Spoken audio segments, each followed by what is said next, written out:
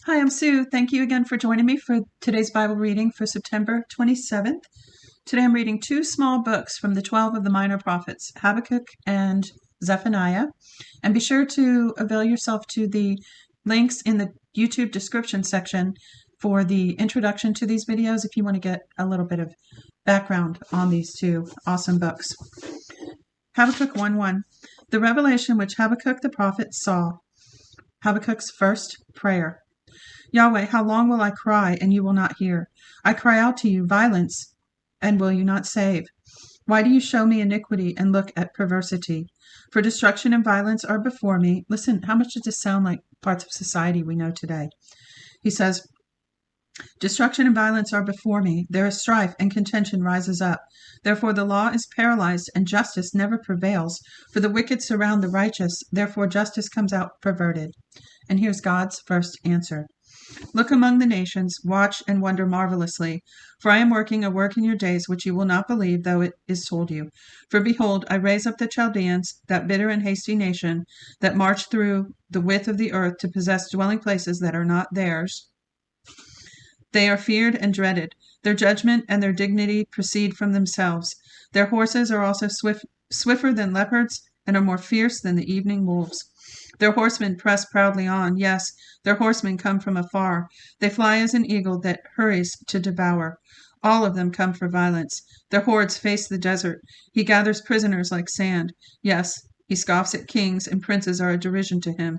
He laughs at every stronghold, for he builds up an earthen ramp and takes it. Then he sweeps by like the wind and goes on. He is indeed guilty, whose strength is his God. Habakkuk's second prayer. Yahweh, my God, my Holy One, we will not die, Yahweh. You have appointed him for judgment. You, Rock, have established him to punish. You who have purer eyes than to see evil, and who cannot look on perversity, why do you tolerate those who deal treacherously, and keep silent when the wicked swallows up the man who is more righteous than he? And make men like fish of the sea, like the creeping things that have no ruler over them. He takes up all of them with his hook. He catches them in his net and gathers them in his dragnet. Therefore he rejoices and is glad. Therefore he sacrifices to his net and burns incense to his dragnet, because by them his life is luxurious and his food is good. Will he therefore continually empty his net and kill the nations without mercy? Habakkuk waits for God's response. I will stand at my watch and set myself on the ramparts, and will look out to see what he says to me, what I will answer concerning my complaint. God's second answer. Yahweh answered me, write the vision and make it plain on tablets, that he who runs may read it. For the vision is yet for the appointed time, and it hurries toward the end and won't prove false. Though it takes time, wait for it, because it will surely come. It won't delay. Behold, his soul is puffed up. It is not upright in him, but the righteous will live by faith. Yes, moreover, wine is treacherous. An arrogant man who doesn't stay at home, who enlarges his desire as Sheol, he is like death and can't be satisfied, but gathers to himself all nations and heaps to himself all peoples. The five woe oracles. Won't all these take up a parable against him, and a taunting proverb against him, and say, woe to him who increases that which is not his, and who enriches himself by extortion? How long? Won't your debtors rise up suddenly, and wake up those who make you tremble, and you will be their victim? Because you have plundered many nations, all the remnant of the people will plunder you, because of men's blood, and for the violence done to the land, to the city, and to all who dwell in it. Woe to him who gets an evil gain for his house, that he may set his nest on high, that he may be delivered from the hand of evil. You have devised shame to your house by cutting off many peoples, and have sinned against your soul. So what I hear this saying is, this wicked nation has done all these things, and they're about to get the return on their investment. They've sown these seeds, and they're going to reap what they've sown. Verse 10. Oh no, I stopped at, let me just start with 11. For the stone will cut out of the wall, and the beam out of the woodwork will answer it. Woe to him who builds a town with blood and establishes a city by iniquity. Behold, isn't it of Yahweh of armies that the peoples labor for the fire, and the nations weary themselves for vanity? For the earth will be filled with the knowledge of Yahweh's glory, as the waters cover the sea. Woe to him who gives his neighbor drink, pouring your inflaming wine. Now see how it switches tenses in this version, I've noticed. If you've been listening, you know this version is new to me. And so I'm just kind of observing it as I go through. I'm enjoying it and I love it. But I'm observing some of the, what do I want to say, particulars about it. And here it went from woe to him who gives his neighbor drink, and then it went to second person, pouring your inflaming wine until they are drunk, so that you may gaze at their naked bodies. You are filled with shame and not glory. You will also drink and be exposed. The cup of Yahweh's right hand will come around to you, and disgrace will cover your glory. For the violence done to Lebanon will overwhelm you, and the destruction of the animals which made them afraid, because of men's blood, and for the violence done to the land, every city, and to those who dwell in them. What value does the engraved image have, that its maker has engraved it? The molten image, even the teacher of lies, that he who fashions it forms trust in it to make mute idols. Woe to him who says to the wood, awake, or to the mute stone, arise. Shall this teach? Behold it, behold, it is overlaid with gold and silver, and there is no breath at all within it. But Yahweh is in his holy temple. And on it, the thought that came to mind was Yahweh, the one who gives breath, the only one who gives breath to anything. Is he's saying, what about these idols? They can't talk, they can't breathe. But, verse 20, Yahweh is in his holy temple. Let all the earth be silent before him. Habakkuk's third prayer. A prayer of Habakkuk the prophet, set to victorious music. Yahweh, I have heard of your fame. I stand in awe of your deeds, Yahweh. Renew your work in the middle of the years. In the middle of the years, make it known. In wrath, you remember mercy. God came from Teman, the Holy One, from Mount Paran. His glory covered the heavens, and his praise filled the earth. His splendor is like the sunrise. Rays shine from his hand where his power is hidden. Plague went before him, and pestilence followed his feet. He stood and shook the earth. He looked and made the nations tremble. The ancient mountains were crumbled. The age-old hills collapsed. His ways are eternal. I saw the tents of Cushan in affliction. The dwellings of the land of Midian trembled. Was Yahweh displeased with the rivers? Was your anger against the rivers, or your wrath against the sea, that you rode on your horses, on your chariots of salvation? You uncovered your bow, you called for your sworn arrows, you split the earth with rivers. The mountains saw you and were afraid. The storm of waters passed by. The deep roared and lifted up its hands on high. The sun and the moon stood still in the sky, at the light of your arrows as they went, at the shining of your glittering spear. You marched through the land in wrath. You threshed the nations in anger. You went out for the salvation of your people, for the salvation of your anointed. You crushed the head of the land of wickedness. You stripped them head to foot. Selah. You pierced the heads of his warriors with their own spears.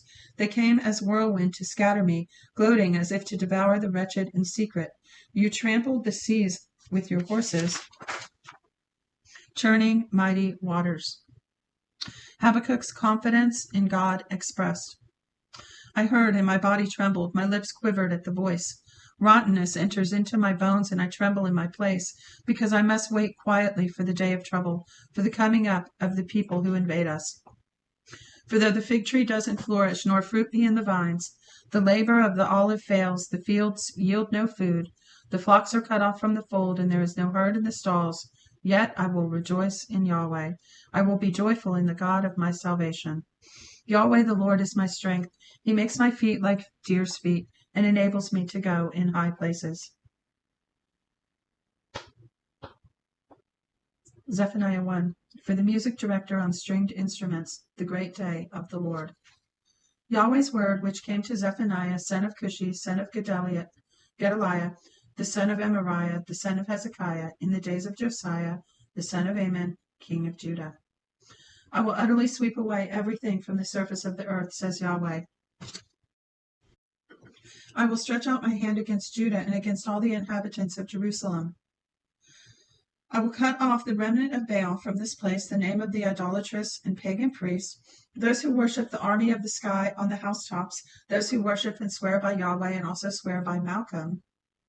those who have turned back from following Yahweh, and those who haven't sought Yahweh, nor inquired after him. Be silent at the presence of the Lord Yahweh, for in the day of Yahweh is at hand. For Yahweh has prepared a sacrifice, he has consecrated his guests. It will happen in the day of Yahweh's sacrifice that I will punish the princes, the king's sons, and all those who are clothed with foreign clothing. In that day I will punish all those who leap over the threshold, who fill their master's house with violence and deceit. In that day, says Yahweh, there will be the noise of a cry from the fish gate, a wailing from the second quarter, and a great crashing from the hills. Wail, you inhabitants of Maktesh, for the people of Canaan are undone. All those who were loaded with silver are cut off. It will happen at that time that I will search Jerusalem with lamps, and I will punish the men who are settled on their dregs, who say in their heart, Yahweh will not do good, neither will he do evil. Their wealth will become a plunder, and their houses a desolation. Yes, they will build houses but won't inhabit them. They will plant vineyards but won't drink their wine. The great day of Yahweh is near. It is near and hurries greatly. The voice of the day of Yahweh. The mighty man cries there bitterly. That day is a day of wrath, a day of distress and anguish, a day of trouble and ruin, a day of darkness and gloom, a day of clouds and blackness, a day of a trumpet and an alarm against the fortified cities and against the high battlements. I will bring distress on men, that they will walk like blind men, because they have sinned against Yahweh, and their blood will be poured out like dust, and their flesh like dung. Neither their silver nor their gold will be able to deliver them in that day of Yahweh's wrath. But the whole land will be devoured by the fire of his jealousy, for he will make an end, yes, a terrible end, of all those who dwell in the land. A call to repentance. Gather yourselves together, yes, gather together, you nation that has no shame, before the appointed time when the day passes as the chaff, before the fierce anger of Yahweh comes on you, before the day of Yahweh's anger comes on you. Seek Yahweh, all you humble of the land who have kept his ordinances. Seek righteousness, seek humility. It may be that you will be hidden in the day of Yahweh's anger. Judgment against the nations. For Gaza will be forsaken and Ashkelon a desolation. They will drive out Ashdod at noonday, and Ekron will be rooted up. Woe to the inhabitants of the sea coast, the nation of the Cherethites. Yahweh's word is against you. Canaan, the land of Philistines, I will destroy you, that there will be no inhabitant. The sea coast will be pastures with cottages for shepherds and folds of flocks. The coast will be for the remnant of the house of Judah. They will find pasture. In the houses of Ashkelon they will lie down in the evening, for Yahweh their God will visit them and restore them. I have heard the reproach of Moab and the insults of the children of Ammon, which they have reproached my people, and magnified themselves against their border. Therefore, as I live, says Yahweh of armies, the God of Israel, surely Moab will be as Sodom, and the children of Ammon as Gomorrah, a possession of nettles, a salt pit, the perpetual desolation. The remnant of my people will plunder them, and the survivors of my nation will inherit them. This they will have for their pride, because they have reproached and magnified themselves against the people of Yahweh of armies. Yahweh will be awesome to them. He will famish all the gods of the land. Men will worship him, everyone from his place, even all the shores of the nations. You Cushites also, you will be killed by my sword. He will stretch out his hand against the north, destroy Assyria, and will make Nineveh a desolation, as dry as the wilderness. Herds will lie down in the middle of her, all the animals of the nations. Both the pelican and the porcupine will lodge in its capitals. Their calls will echo through the windows. Desolation will be in the thresholds, for he has laid bare the cedar beams. This is the joyous city that lived carelessly, that said in her heart, I am, and there is no one beside me. How she has become a desolation, a place for animals to lie down. Everyone who passes her will hiss and shake their fists. Woe to oppressive Jerusalem! Woe to her who is rebellious and polluted, the oppressing city. She didn't obey the voice. She didn't receive correction. She didn't trust in Yahweh. She didn't draw near to her God. Her princes within her are roaring lions. Her judges are evening wolves. They leave nothing until the next day. Her prophets are arrogant and treacherous people. Her priests have profaned the sanctuary. They have done violence to the law. Yahweh within her is righteous. He will do no wrong. Every morning he brings his justice to light. He doesn't fail. But the unjust know no shame. I have cut off nations. Their battlements are desolate. I have made their streets waste so that no one passes by. Their cities are destroyed so there is no man, so that there is no inhabitant. I said, just fear me. Receive correction so that her dwelling won't be cut off, according to all that I have appointed concerning her.